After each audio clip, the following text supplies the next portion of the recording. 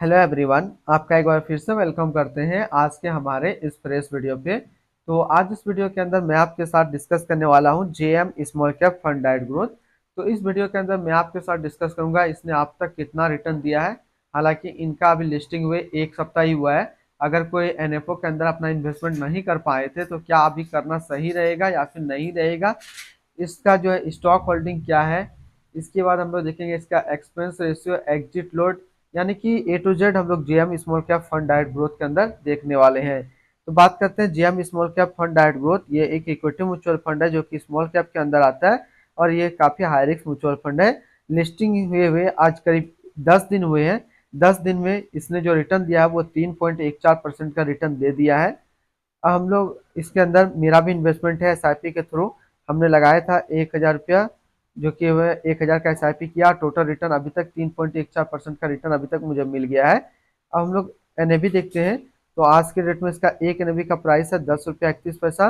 Minimum SIP amount आप इसमें 100 रुपया का लगा सकते हैं। इसका फंड साइज और रेटिंग अभी नहीं शो हो रहा है। मिनिमम इन्वेस्टमेंट अमाउंट की बात करते हैं। अगर आप इस म्यूचुअल फंड के अंदर अपना पैसा इन्वेस्ट करना चाहते हैं तो मिनिमम लमसम आपको 5,000 रुपये का करना होगा।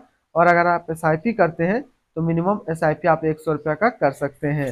रिटर्न एंड रैंकिंग के ऊपर बात करते हैं तो अभी तक इसका डाटा नहीं मिला हुआ है क्योंकि अभी लिस्टिंग के 10 ही दिन हुआ है।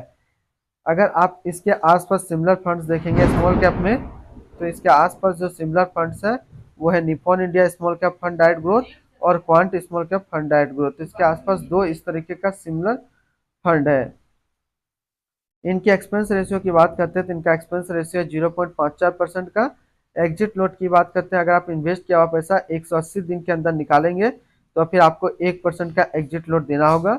और स्टम्प ड्यूटी की बात करते हैं तो स्टम्प ड्यूटी है 0.005%। इसकी टैक्स इम्प्लानेशन की बात करते हैं, अगर आप इन्वेस्ट किया हुआ पैसा 1 साल के अंदर निकालेंगे तो जो भी आपका रिटर्न बनेगा उसमें 15% का टैक्स लगेगा।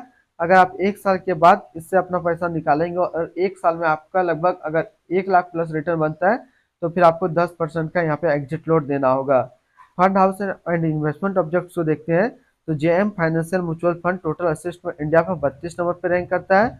इसका टोटल असिस्ट अंडर मैनेजमेंट है 7749 करोड़ का।